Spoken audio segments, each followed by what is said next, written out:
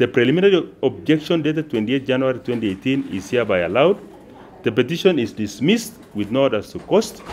Since there was a temporary stay of the orders in petition number 10 of 2017, the said orders issued on 24 January 2018 are hereby vacated.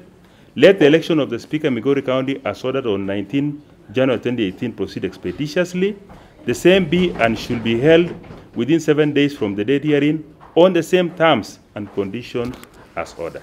High Court in Migori County today has decided that we are going for re-election again within 7 days in Migori County.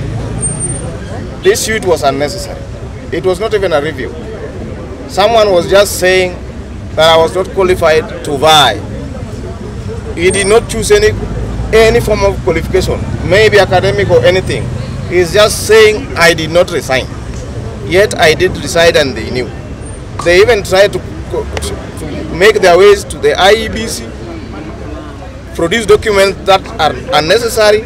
They were saying so many things, including that I was earning salary twice as an MCA and as a speaker, which cannot happen. It cannot. So what we are saying is we will obey the law. But we are not further going to entertain the fact that someone, somewhere, does not want Migori County to operate. We are now going to move on. We are an institution. We are an institution. And we are not going to entertain any further court suits again. On behalf of the members of the County Assembly, Migori County, I hereby stand to thank the court for the ruling that they have given this morning. We are going for an election, and I want to assure members of the public that the members of this County Assembly are behind Honorable Boaz Okoth as the Speaker of this Assembly. Anybody that thinks that he has wait, we are waiting for him within 7 days. I want to welcome members of the public to come and witness how Boaz Okoth shall be made the Speaker of this county.